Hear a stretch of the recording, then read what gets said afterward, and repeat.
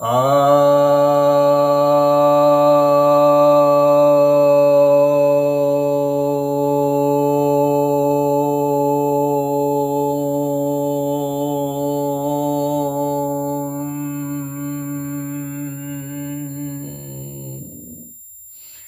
सभी भक्तजनों को सप्रेम नमन। भक्तों, आज आपकी जिज्ञासा का समाधान लेकर आया हूं और जिज्ञासा आई है चीन जी की तरफ से।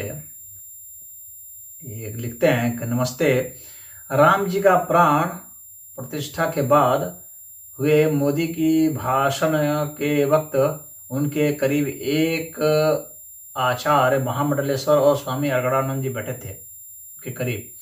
अन्य साधु संत महामंडलेश्वर और जगत गुरु उपाधि प्राप्त संत नीचे प्लास्टिक के चेयर में बैठे थे, तो उनकी पद की क्या गरिमा रही।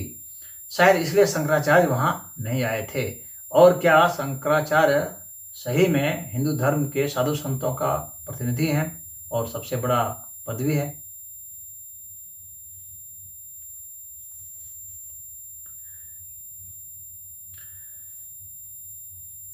तो भक्तों, देखिए, ऐसा है कि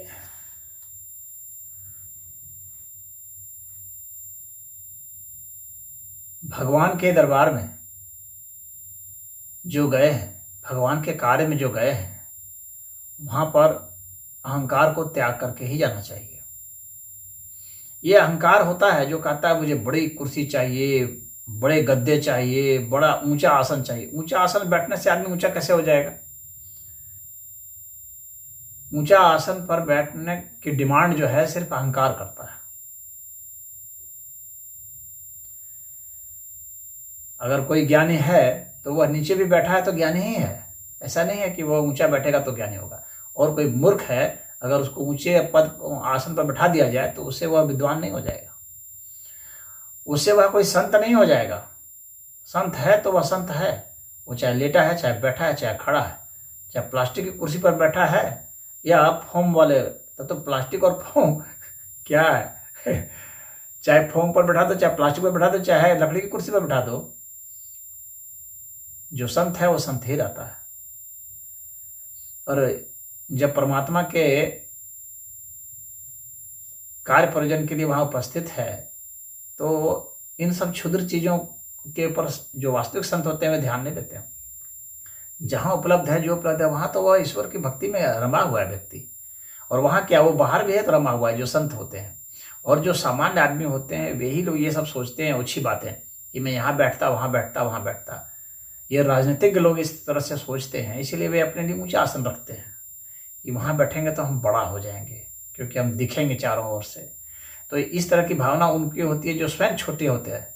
छोटी बुद्धि के लोग ऐसा सोचते हैं कि हमको बड़े ऊंचे स्थान पर बैठा दिया जाए तो मैं बड़ा हो जाऊंगा। बड़े होने की कामना संत को नहीं होती है।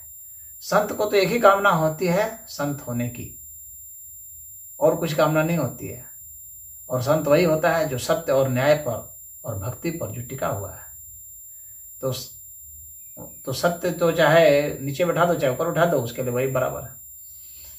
भक्ति चाहे नीचे रहो, चाहे ऊपर कर दो, चाहे लेटा दो, चाहे जो भी कर दो, वो वही है। न्याय तो वो जहां भी होगा वहां पर न्यायपूर्ण बात बोल देगा, कर देगा। तो जो महामंडलेश्वर अगर होंगे, सब पदवी लेने वाले, पदवीधारी संत हैं, इनको पदवी की बड़ी फिक्र होती है। वास्तविक संत जो होते हैं वो पदवी की फिक्र नहीं करते हैं, वे पदवी नहीं लेते हैं। पदवी सिर्फ वही लेते हैं जिनका अहंकार प्रबल होता है। संतत्व जो है कोई पदवी नहीं है। संतत्व एक अवस्था है, और वैसी अवस्था है उसको कोई देता नहीं है और कोई छीन नहीं सकता। वह स्वयं उपलब्ध होता है। आप जब स्वयं सत्य की निष्ठा आप में होती है, भक्ति की निष्ठा होती है, योग की निष्ठा होती है, ध्यान की निष्ठा होती है, ज्ञान की निष्ठा होती है, तो आप हो जाते हैं, संत हो जाते हैं। उससे आपको कोई छीन नहीं सकता, क्योंकि वह आपकी उपलब्धि होती है। आपको किसी से दया से, किसी की भीख से नहीं मिली होती है, वह आपको अपने पुरुषार्थ पराक्रम से मिली होती है। हाँ, उसमें ईश्वर की ही कृपा होती है। तो ईश्वर के दरबार में तो वह है ही। तो ईश्वर के दरबार में वो चाहे वहां बैठा, चाहे बाहर बैठा, चाहे कहीं बैठा हो, उसके लिए कोई फर्क नहीं पड़ता। अब आपकी बात जो दूसरी है कि वो जो है शासक हैं, मोदी जी तो शासक हैं, तो वे बड़े आसन पर बैठे थे। तो जहाँ तक शास्त्र की बात है तो शासकों को यह कहा जाता है कि शासक जो होता है तो वह भी जो है वह भी एक बड़ा पद होता है, पद के लिहाज से बात करें तो।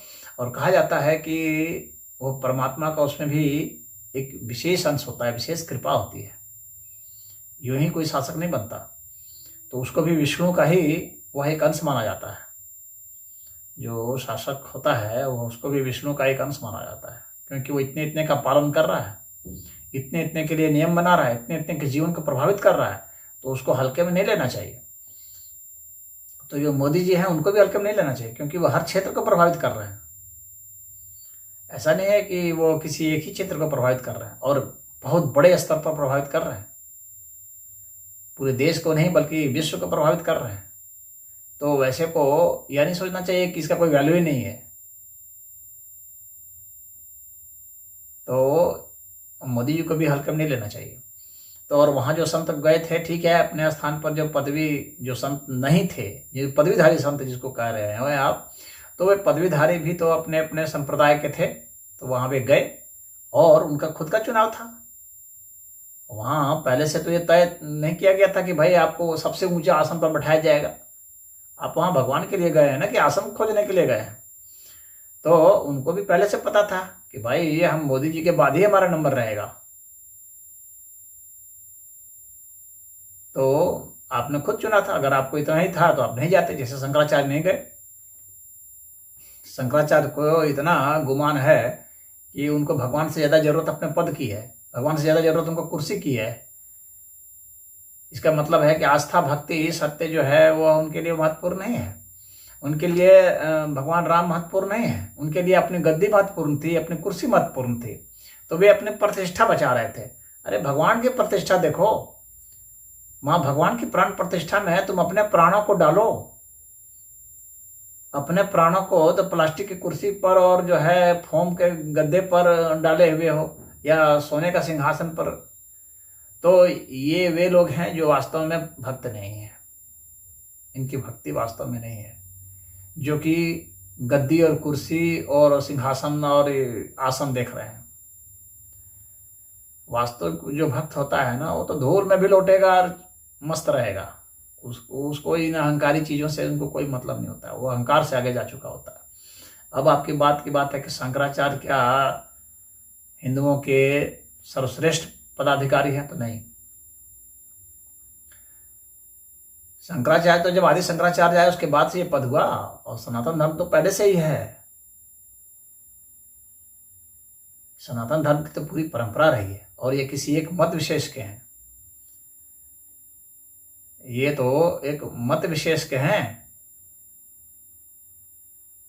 जैसे कि आदि शंकराचार्य का जो है वो अद्वैतवाद का दर्शन है, तो अद्वैतवादी है।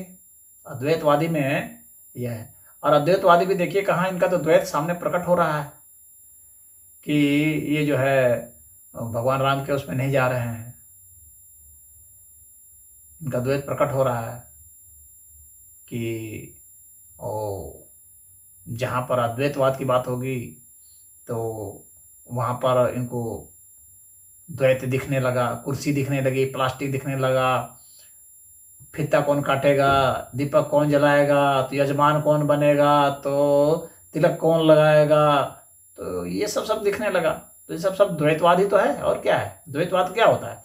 द्वैतवाद और अद्वैतवाद ये आपके व्यवहार में दिखना चाहिए, और व्यवहार से तो ऐसा लगता है कि ये अद्वैतवादवादी नहीं है। ये तो अपनी गरिमा बचा रहे हैं, भगवान की गरिमा का इनको कोई ध्यान नहीं। ये तो अपनी गरिमा बचाने में लगे हैं। तो यहाँ तो द्वैत हो गया, भगवान की गरिमा और अपनी गरिमा का फर्क आ गया।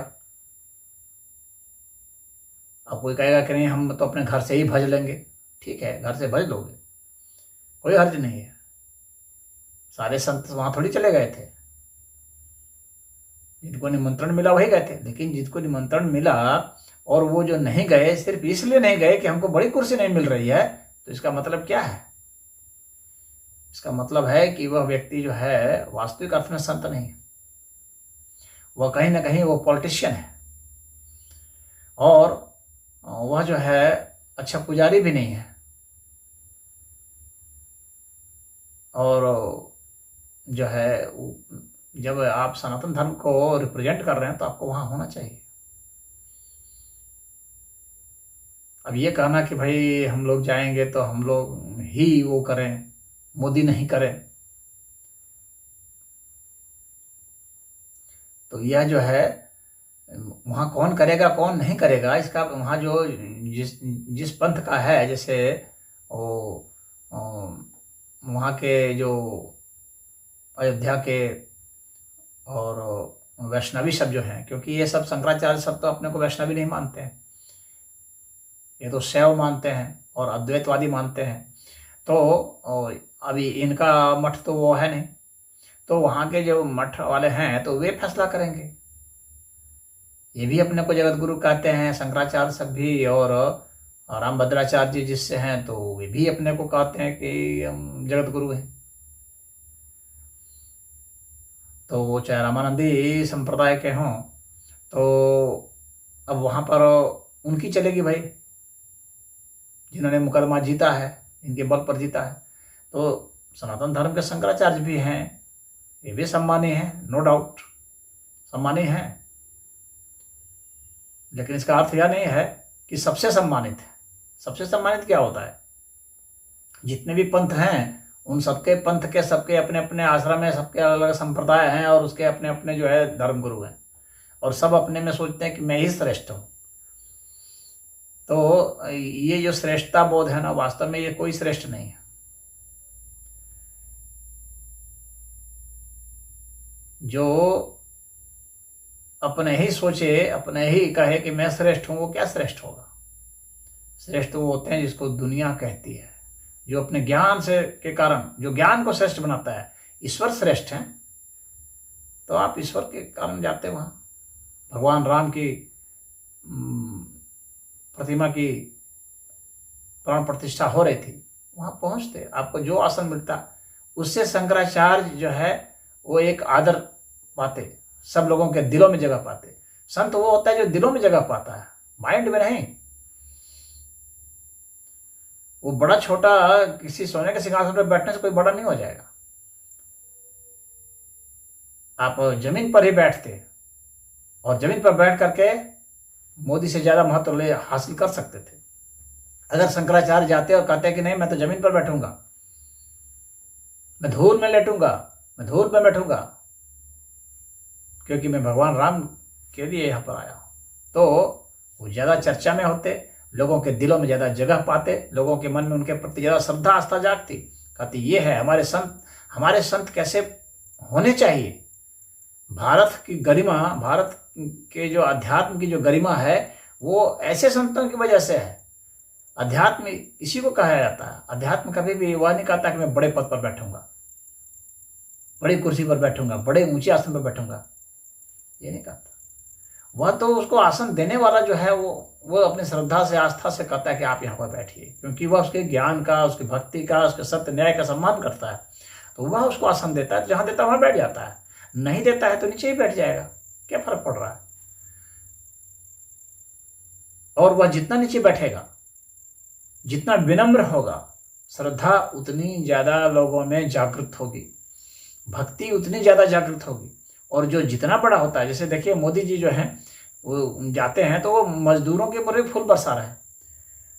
वाराणसी में हुआ तो मजदूरों के भी पैर छू रहे थे।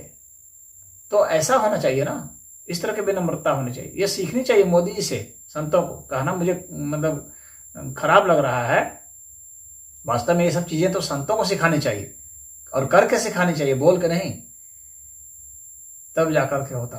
परंतु दुर्भाग्य है कि हमारे जो शंकराचार्य थे उन्होंने अपने गद्दी को श्रेष्ठता दी, अपने संप्रदाय को श्रेष्ठता दी, और अपने आसनों को श्रेष्ठता दिया, और अपने पॉलिटिक्स को महत्व दिया।